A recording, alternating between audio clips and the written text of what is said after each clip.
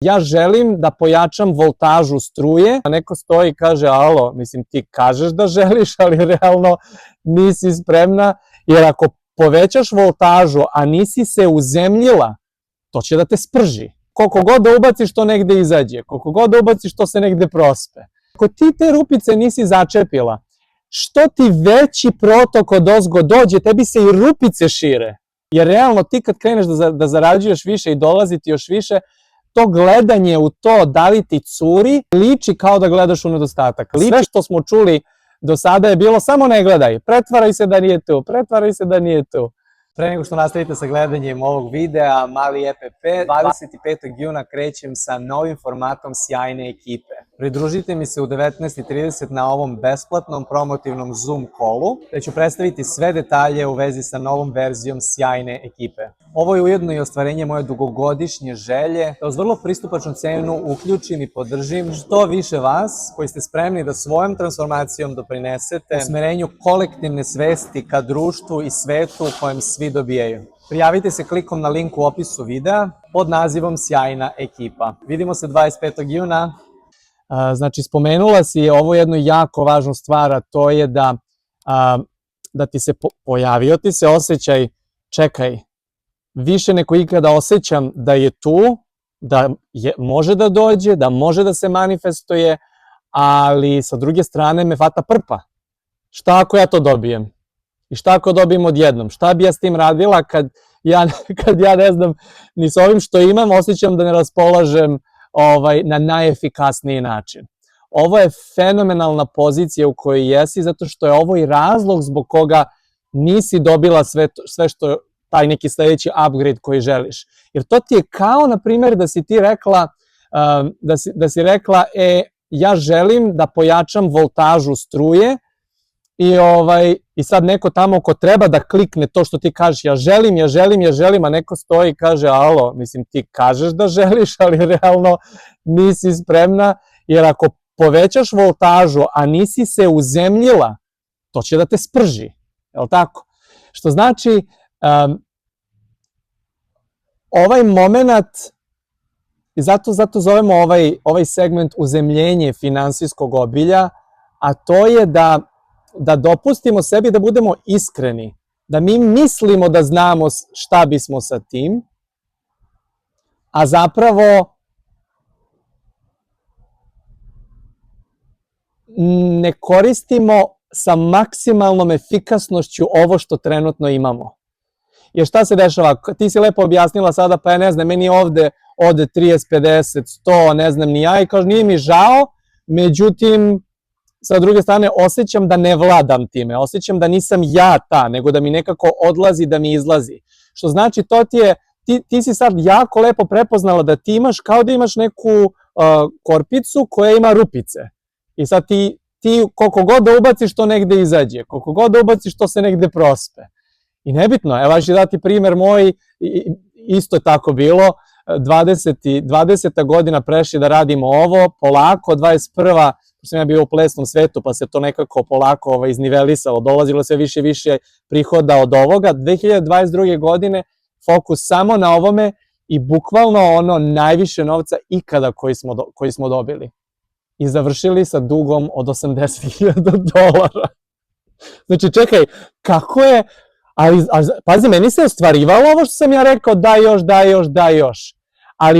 Ali pošto su bile tu rupe,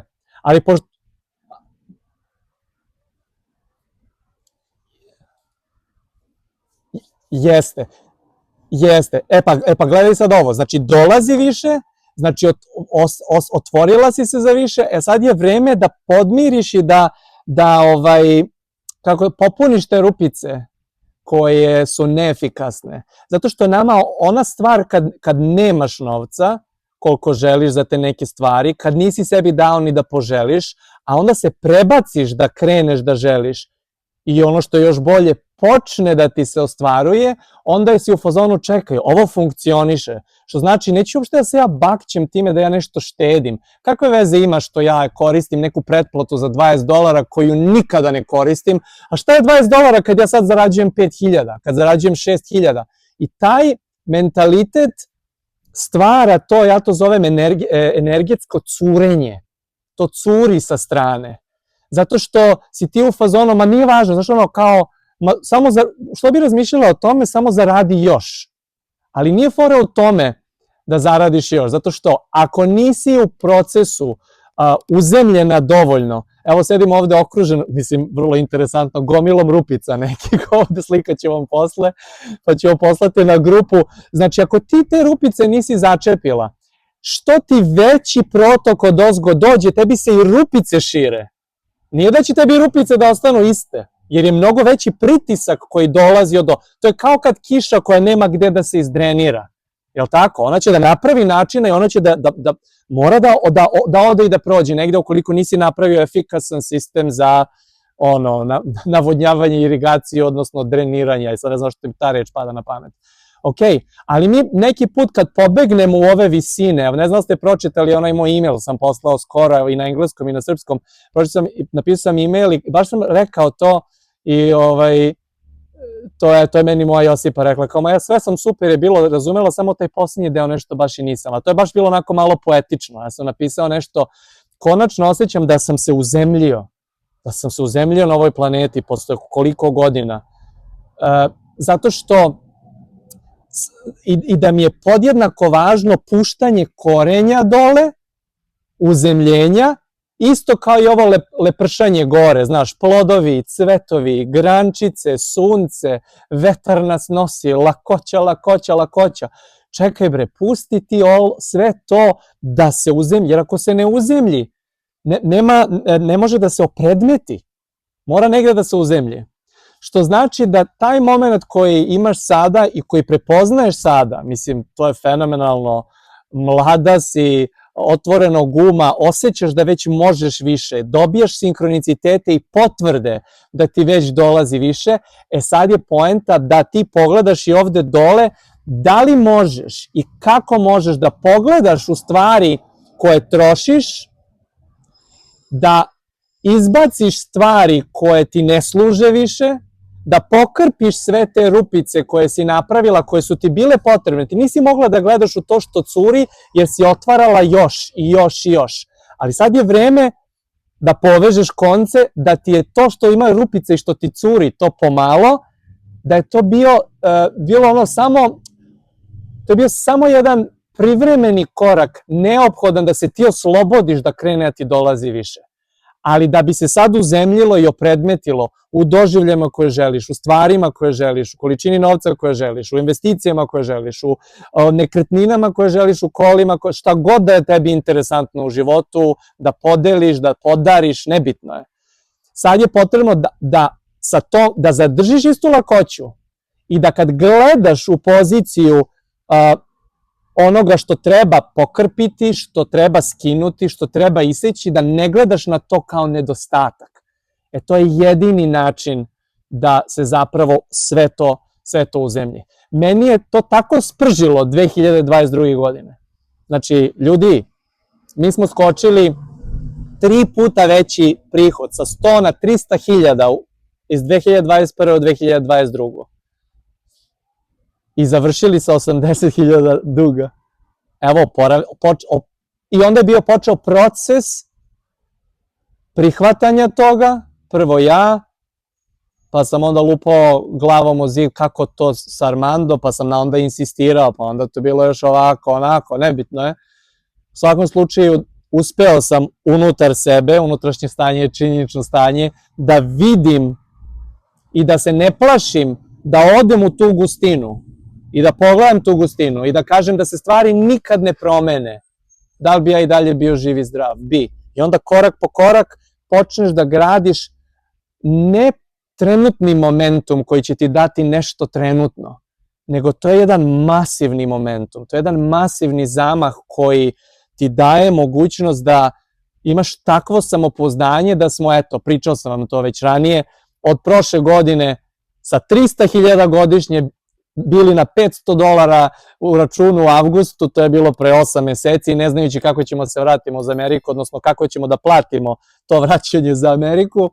I evo nas sad na konstantnom prilivu novca koji dolazi na potpuno drugačiji način na koji smo sad mi mislili, jer smo krenuli korak po korak da balansiramo ideje, želje i zapravo tu fizičku manifestaciju, odnosno da iskreno kažemo, čekaj bre, meni je sad bezbedno ovo, šta će mi podmiriti bezbednost? Šta će mi dati taj osjećaj sigurnosti, ja sam živ, sit i siguran? A ovo. Znači, to je bio proces koji evo se sad lepo utemeljio, pa da sam uopšte i mogao da uradim ovaj program sa vama i da uopšte mogu da ti pričam o ovome, ne iz neke teorije koju si čuo negde intelektualno, nego ti pričam iz svesnog doživljaja uzemljenja i svesnog doživljaja sedenja sa svojim sranjem. Jer realno ti kad kreneš da zarađuješ više i dolazi ti još više, to gledanje u to da li ti curi, liči kao da gledaš u nedostatak, liči kao da gledaš u to sranje, a sve što smo čuli do sada je bilo samo ne gledaj, pretvaraj se da nije tu. Što znači, evo, okej, to pretvaranje mi je omogućilo nam je da se razvijemo, da osetimo. To je bilo kao ono, ne samo tebi, meni, nama koji smo na ovom razgovoru, svima na planeti. To je bilo kao ono, kao kad sam ja došao pa kao kreditna kartica, da potrošiš nešto što još uvek nemaš. To nije postojalo kad sam se ja rodio, da sam ja odrastao. Nije bilo leb i mleko, ono u redu se čekalo, kakvi da ti sad razmišljaš da možda potrošiš novac koji nemaš. Što znači da je to odslužilo svrsi. Ali to više, ta frekvencija više nije dominantna i ako posmatrate bilo šta što se dešava geopolitički na svetu i u lokalnom okruženju, sva sranja sad izlaze na površinu i to je frekvencija koja se menja. Taj osjećaj zaduženosti i ne mogu da se menjam, ali isto tako i one zablude da živim o nečemu što nije opredmećeno. Da živim na toj kreditnoj kartici koja nije, taj novac nije fizički manifestovan. Ok?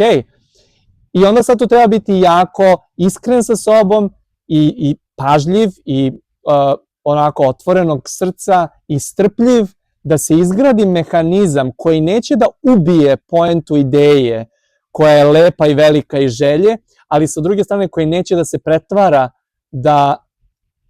da kao, ma samo nemoj da gledaš, kao, samo glavu u pesak i to je to. I jedno i drugo je tu da kad može da koegzistira, što znači kad ti možeš da sedneš sa svojim sranjem, kad ti možeš da sedneš sa preprekom koja ti se pojavljuje i znaš da to je neka stara priča, neki stari program i onda to prebaciš, kad možeš da pogledaš, kad si uzbuđen.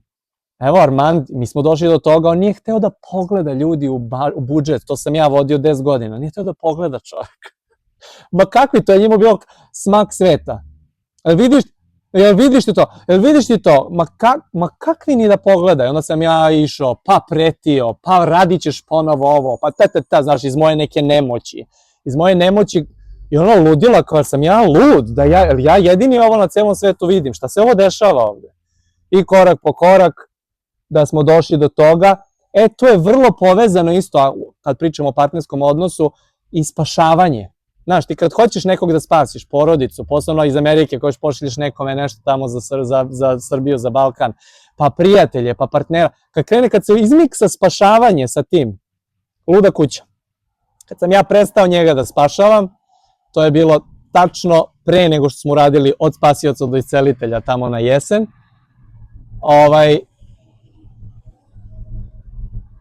mislim na to da ja kao sam bio u fazonu, ja ću sve to sam, da nemoj ti. Znaš, pošto njemu to bilo jako traumatično da on to vidi. I onda ja kao, znaš, kao ja hoću da on vidi, a sa druge strane nećeš kao da slomiš svog partnera ako on to ne može. Ne može, jednom trenutku rekao, ma šta ne može, sad nema da ne možeš. Ne znamo kako se vraćamo nazad, sad mora. Evo, ne može da se plati tvoja kreditna kartica, evo, ne može ovo, onda je on morao, gospodin, da sedne sa svojim sranjem. Sad, da li sam ja morao da čekam 1,5 godina da do toga dođe ili ne, nebitno je, nisam, ali jesam i eto, hteo sam verovatno da imam tu neku vrstu iskustva, što znači, zašto ti sve ovo pričam, a to je da kad konačno ti sedneš sa tim, i kad vidiš rezultate toga. Mi smo sad na konstantnom, divnom prihodu u kome se svako osjeća dobro. Da li su nam sve želje ostvarene? Ne. Da li smo otplatili veliki deo već za nekoliko meseci? Da. I uzbuđenje njegovo, ajde, svake nedelje, idemo da pričamo. Šta imamo sada? Ali možemo ovo? Sad zamisli pitanje, da li možemo ovo iz uzbuđenja? A zašto? Da li možemo ovo? Ne, teoretski mi sve možemo. Ali da li možemo ovo u smislu da li je manifestovano već pa da to usmerimo na ovo što želimo? Potpuno novo. Za sve vas koji ste stigli do kraja ovog videa, hvala vam što ste tu. Ukoliko moj sadržaj rezonuje sa vama, podržite razvoj ovog kanala klikom na like, subscribe i feedbackom u komentarima. Svaka interakcija pomaže da se algoritam zauzme za promovisanje mog sadržaja. Takođe, prosledite ovaj snimak svima kojima znate da će služiti i ako ste spremni, pridružite se sjajnoj ekipi, moje online zajednici klikom na link u opisu videa. Vidimo se sledeći put!